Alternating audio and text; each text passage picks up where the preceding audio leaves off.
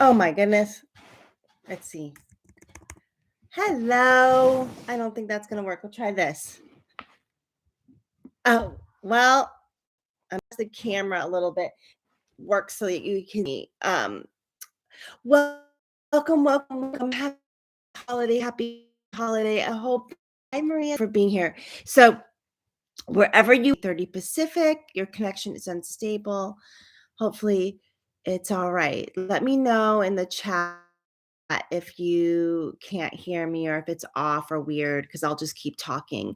If you're on live, can you let me know if it's working okay?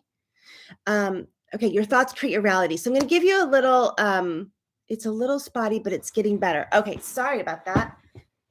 It's a little spotty, but it's getting better. Okay, sorry about that. It's bad again and I will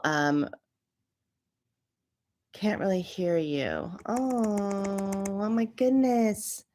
I don't know what to do.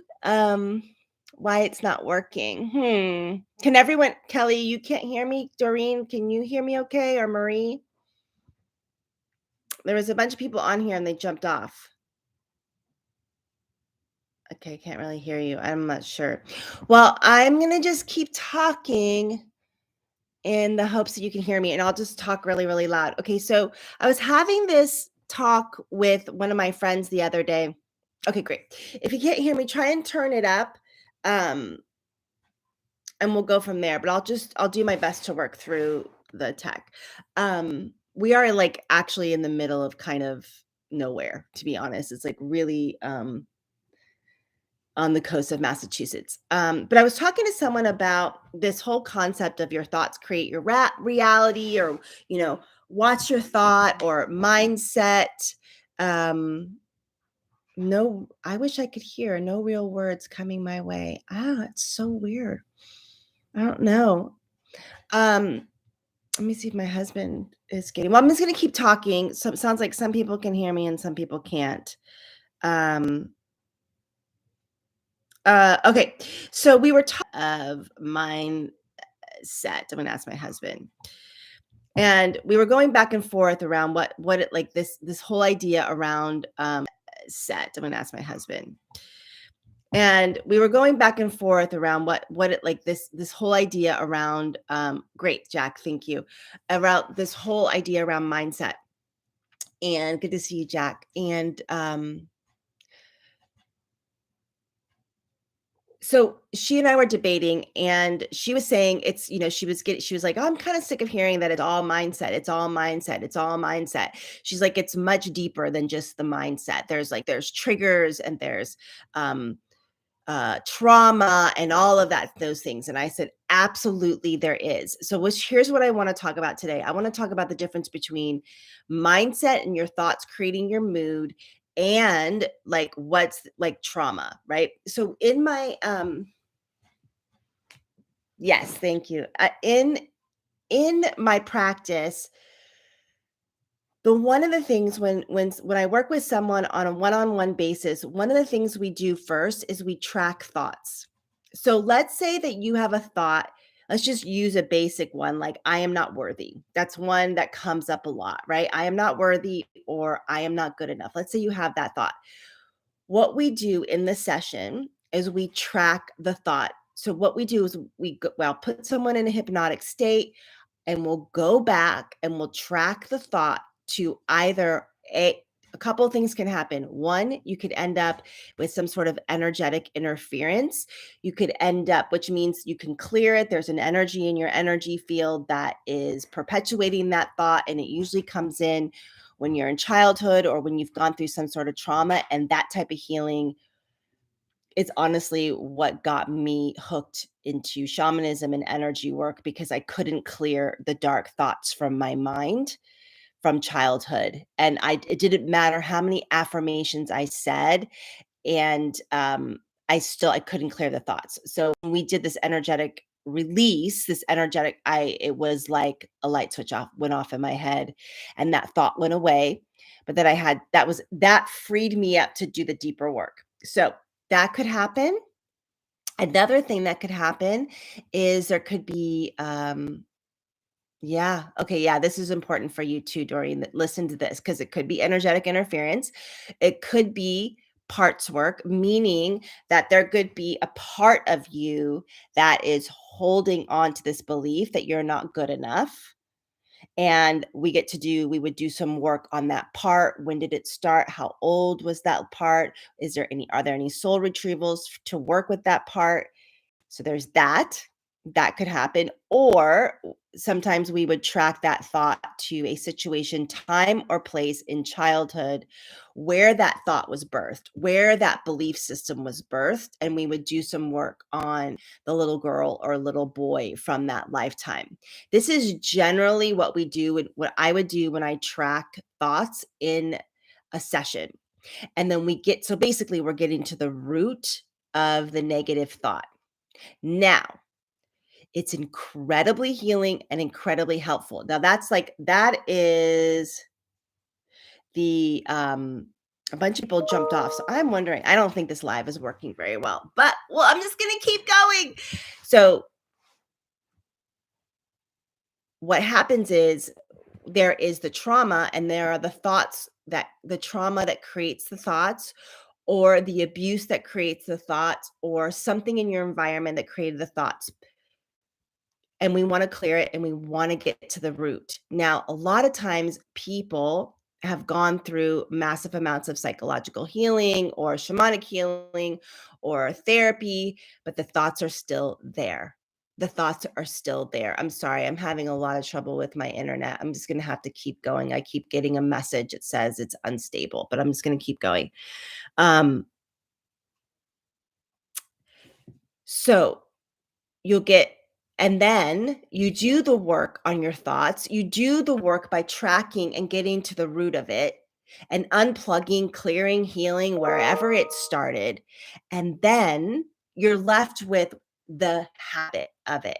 You're left with the habit of it. And this is where I think some people miss the mark. And this is where the affirmations come in, because sometimes we get to the root, but we miss that part of like, well, I did healing work. Why isn't it gone? Why isn't it working?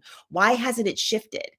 Because you're still in the habit of going to that thought. Your brain is still in the habit of going to the thought of, I'm not good enough, or I'm not worthy, or whatever the mindset is. So once you've done that deep healing work, you can begin to work on the habit of going to that thought. Now, let's say you're like, I'm not ready to do the deep healing work, but I still want to work on the thought. You can start with the habit first. When your thoughts create your mood, it is 100,000% accurate. If we wake up thinking today is going to be a bad day, guess what? Today is going to be a bad day.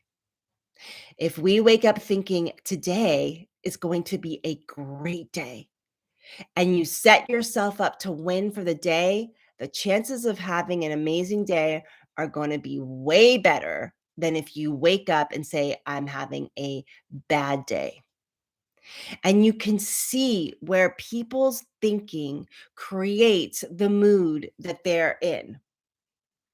You can see it on their face, you can see it in their energy. So if a person is in a angry thought, like, I'm so pissed off at the world, nothing is ever working out in my favor, they're going to create that, and it's going to affect the mood.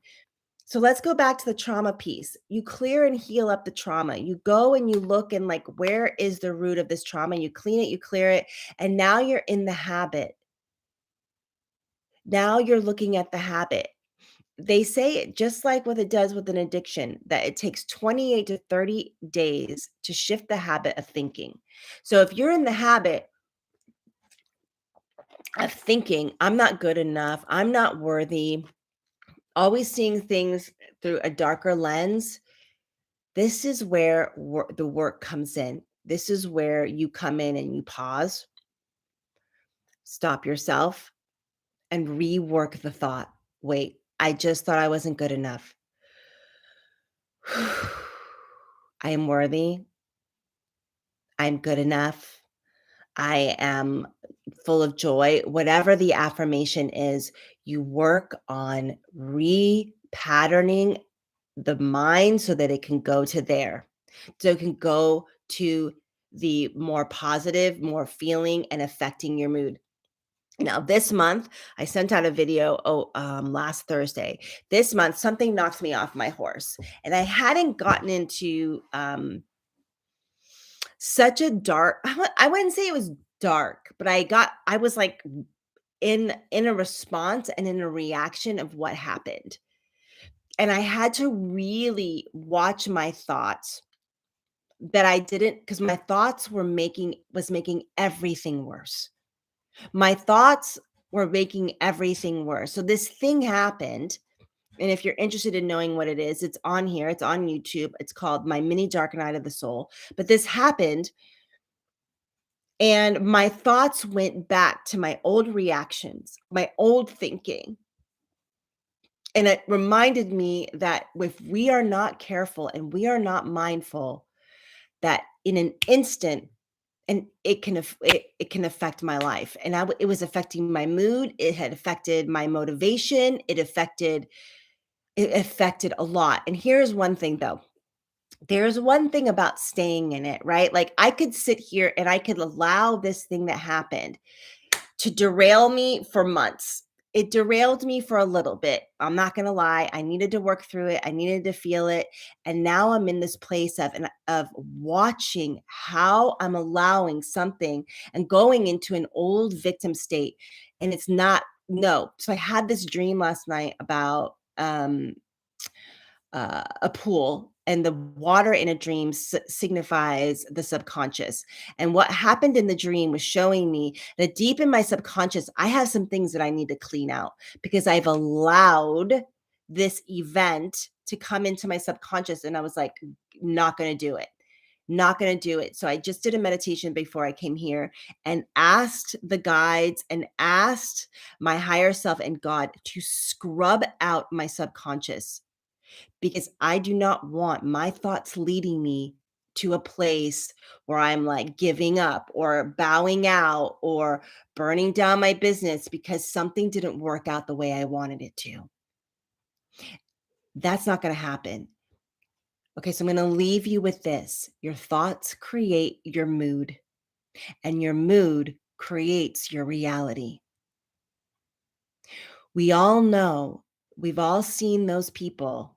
I'm so sorry, the internet is really wonky, but we've all seen people that they wear their bad moods on their sleeves, and it oozes out into every bit of their life. Their relationships sometimes are disconnected, sometimes their finances are a mess, and they're just grumpy, and it affects everything. Watching your thoughts, being mindful of your thoughts, and even if it feels like work, it is worth it. I'm going to tell a very, very quick story. And then I'll look at the chat because the chat's going up. I'm going to put like I believe, I forget what multidimensional beings they are. I'm going to have to look it up. I want to say the Plutonians, but I don't think that's correct. Anyway, there is this story that it's not the Syrians. I think it's the Plutonians, but please don't I have to look it up because it's a really fascinating story. But they were a species much like us that were actually way worse off than the human race.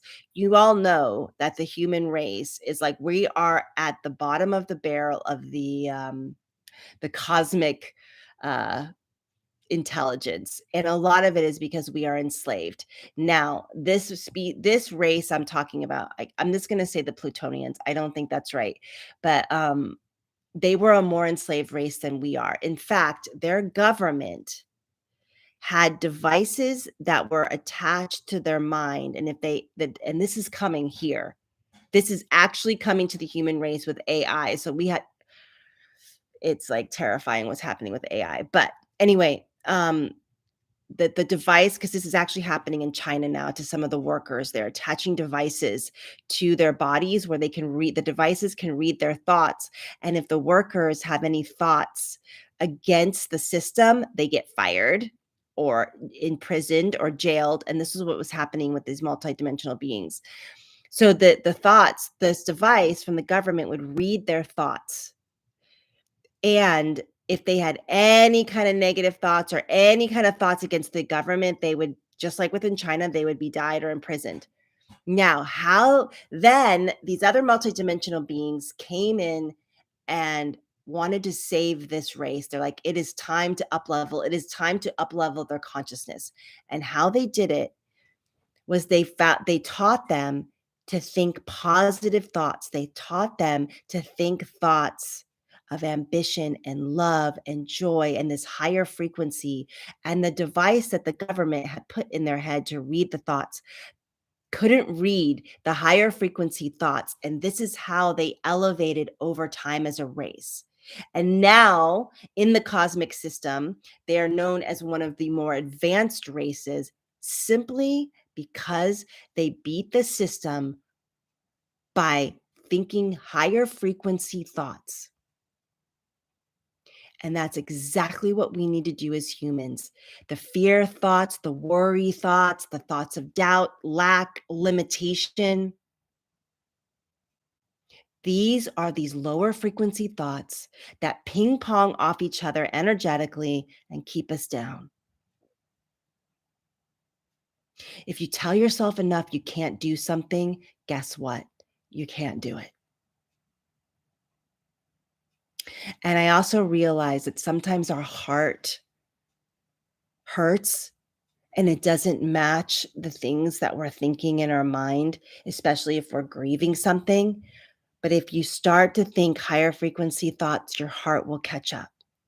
And you can do both. You can think loving, high frequency thoughts and still be mending a grieving heart. They don't have to work like this, they don't have to go in conjunction with each other. So I'm going to leave you with this. Watch your thoughts. Be mindful of your thoughts. If you think something negative, like I'm never going to have enough money, or I'm never going to get out of this spot, or I'm never going to find true love, whatever the thought may be, stop, pause, flip it, and begin to train your mind. And if you need support, find someone who will help you track the thoughts to the trauma so we can reverse it on a deeper soul level. And then you have a much more breathing room to retrain your mind. Okay. I'll read a couple of your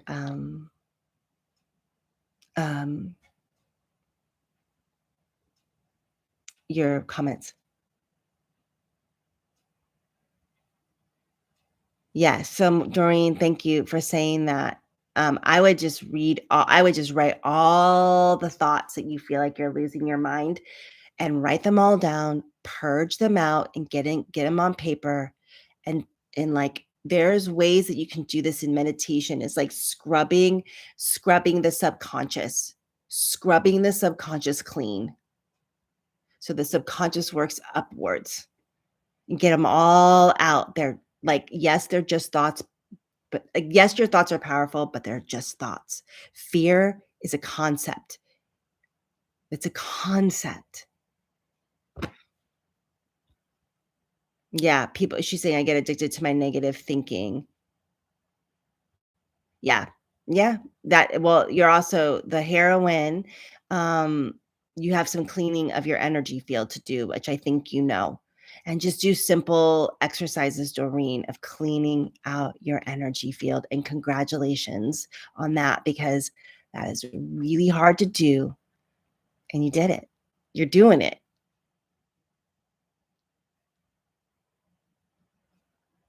I think, oh, no, Doreen, I think you're probably just recovering. Nothing's wrong. I mean, I'm an ex-addict and an alcoholic. And so when I got sober, yeah, you feel like your dreams, it takes a while for it to come back, because you're mending your energy field. My suggestion would be to listen to meditations that help scrub your energy field, body, mind, and spirit.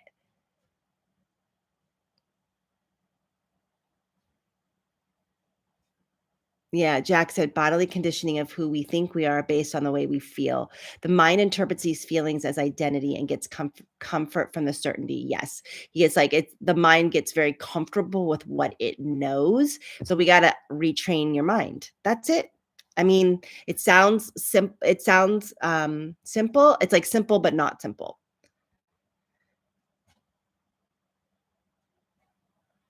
Yes. Okay, great, Doreen. Keep going. And I am so proud of you. And what you're doing is incredible. It's incredible. It's incredible. Congratulations.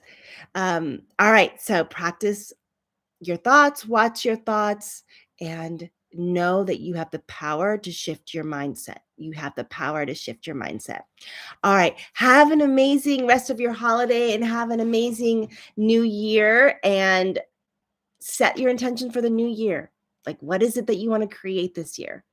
What's your word for the year? My word is connection, connection, connection, connection, because that's what we're going to need. Honestly, we get to have as we go into the world as it's becoming a little more wobbly out there. Connection, connection, connection.